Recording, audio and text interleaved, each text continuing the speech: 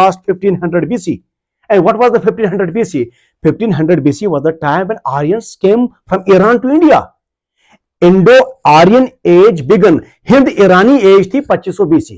कहते हैं आर्यन एशिया कोचिक से आए, वो ईरान में गए, 2500 BC में ईरान में पहुंचे, 2500 BC से 1000 BC तक, वो 1500 BC 1000 साल का दौर है सर, वो ईरान में रहे और हिंदुस्तान में 1500 BC में आए और यहां पर एक सिविलाइजेशन की दाग बेल डाली. And Huntington has covered that in 45 age में 45. Okay, and then he's talking about Islamic civilization, obviously with the birth of prophet, from to Khilafat door, then to Umayyad door, then to Abbasis door, then to national जो Turks का, ये तमाम चीजों को cover करता है, cover करता है ये ओटोमान्स तक, ओटोमान्स की खिलाफत की डिसलॉज होने तक वो कवर करता है. देन लैटिन खिलाफत उस्मानिया जिसको कहते थे, क्योंकि we have to make a review out of it and we can't go to line by line.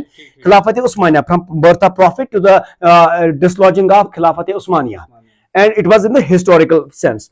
Then Latin America की बात करता है सर. लैटिन अमेरिका में ये बात करता है, despite they were close to Europe and Americans, they still have their own identity, जिसमें सर वो लेकिन इस सिविलाइजेशन, 2-3 सिविलाइजेशंस को वो इतनी एग्रेसिव, देखिए एक हमने जेनेटिक्स पढ़ा है सर, थोड़ा सा जेनेटिक्स पढ़ा है, मैं ये भी फील करता हूं कि उसने इसका यूटिलाइजेशन किया है, जिसको मैं कहूंगा पॉलिटिकल डार्विनिज्म.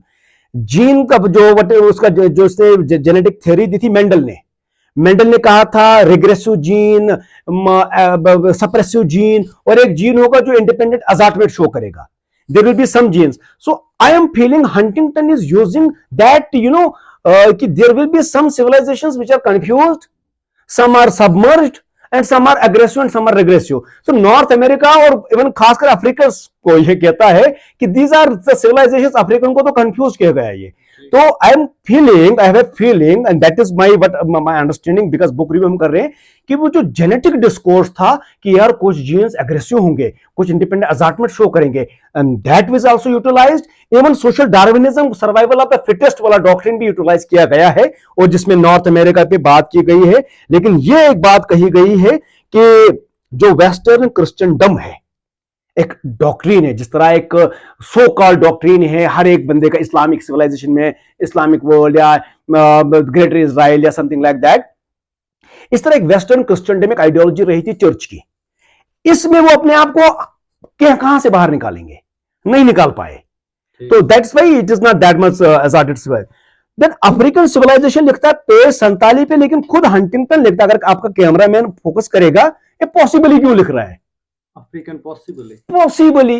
तभी मैंने कहा कि जिस तरह वो जेनेटिक थ्योरी वाला होता था ना कि पॉसिबली ये भी शायद होंगे, तो खुद हंटिंगटन कहता है ये देखो ये कंफ्यूज सिविलाइजेशन है, लेकिन पॉसिबली लिखता है कि आगे बढ़ेगा. और इस पॉसिबली को मैं समझ सकता हूं जिस तरह एक आज के दौर में अफ्रीकन कंटिनेंट की कॉन्शियसनेस रिगेन हो रही है, ब्लैक इज ब्यूटी का डॉक्ट्रिन चल रहा है कि ब्लैक पावर की बात कर रहे हैं, और ब्लैक जो पहले बिल्कुल शर्म से बोलते थे, आज सब बोल रहे हैं have a pride on being black. जिस तरह we have a black president in White House, okay, जिस तरह we have a civil rights movement, I have a dream, जिस तरह वी हैव ए लिबिया या बाकी चीजें जो सो कॉल्ड अफ्रीकन कंटिनेंट्स थे आगे आने की बात कर रहे थे, और जिन्होंने अभी हाल ही में जिम्बाब्वे का प्रेसिडेंट जो एक कमेंट्स दे रहा है या बाकी चीजें, तो वो कह सकते हैं कि पॉसिबली वाला पोर्शन भी कवर हो सकता है.